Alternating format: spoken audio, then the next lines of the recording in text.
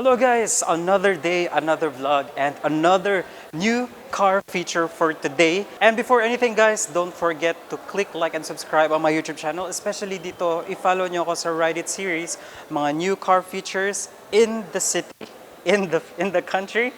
So right now guys, meron tayong bagong car. Actually, it's a domestic name, Innova, but they are trying to get rid of Innova, but not this time, not yet. They integrated the name Innova Zenix. And it's a complicated story, but right now, we'll stick to it as Innova Zenix. And maybe in the future, mawawala talaga siya.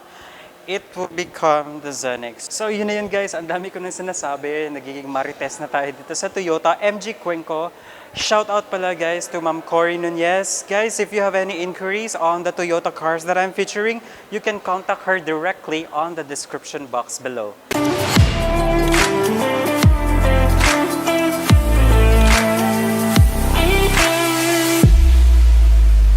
So itong Toyota Zenix guys, it's a new on our ear, it's refreshing, it's a new car, it's a new name. Unlike sa Innova, you know, we've grown old. I grow old with the name Innova, but I don't know what's the reason why they are removing it. But it's a way, pag may nawawala, may pumapalit na bago. Kagaya ng ex mo. Going on to the front fascia of the Zenix, I'm gonna isasanay ko ng sarili ko na sabihin, tawagin siyang Zenix because, you know, the name Innova will eventually go out. So take a look at this LED light guys, diba? Very modern na siya and a sharp looking headlight. And going on dito sa baba. Actually guys, the Zenix is available on two variants which are the hybrid and the V variant. And what we have right now is a 2.0 V CVT. So sa hybrid kasi meron siyang parang DRL and for this V variant, wala. Going on right here sa front grille, ito, parang honeycomb design siya. Actually guys, it has a similar feel ng Toyota Veloz but on a bigger scale. So yeah, let's go on to the side profile. For the outside rear view mirror guys, meron na siyang power adjust, side turn signal plus auto fold. Meron siyang body colored handles and smart keyless entry na din siya with a 17-inch alloy silver metallic wheels.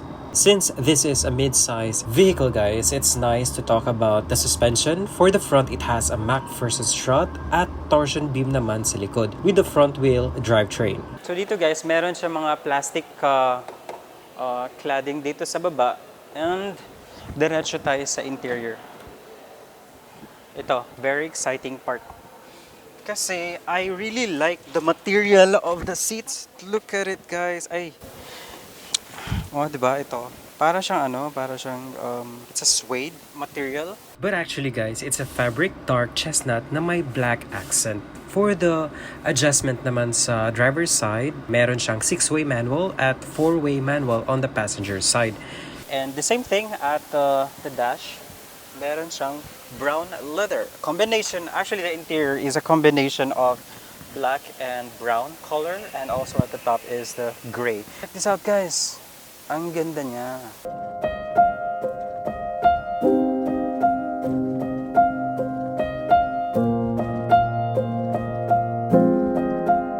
Punta naman tayo sa infotainment ni Toyota Innova Zenix. Meron siyang 10.1-inch display audio plus 6 speakers around the cabin. And capable na din siya sa Apple CarPlay and Android Auto.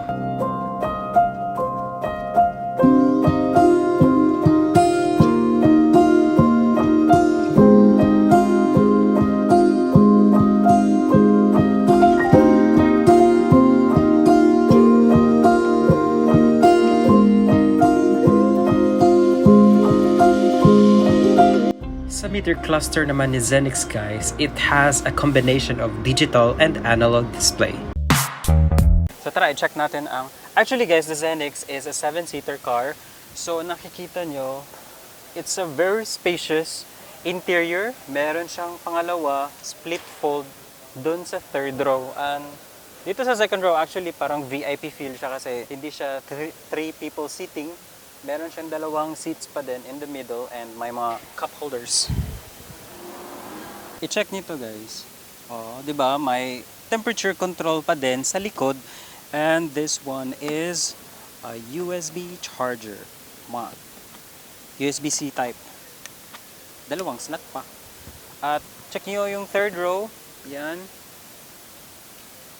Split seating din siya. And it can fit out to 3 people.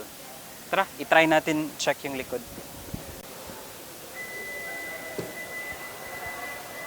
Hala, James, ni alarm. Oh, so, ayun guys, medyo na-shock ako. Akala ko alarm system siya. It's normal pala for the Zenix to sound like that. Parang alarm. Nakakatakot. So yeah, this is what I mentioned earlier na parang split type. Hindi siya bench type na seat. Na, this one, it's a split type seating. So you can fold this. You can fold this too. Or you can fold this and not this one. And you have people sitting here. So ito yung, di ba? Pag traveler ka, meron ka pa mga lagayan dito ng mga damit mo, mga sleepers, everything. It's a good storage. And you guys might be wondering where is the spare tire. So let me guess. It must be underneath the chassis. Let's check it out. Voila! Oh, di ba? You have to press this. Close. Okay. Di ba? Ang galing niya.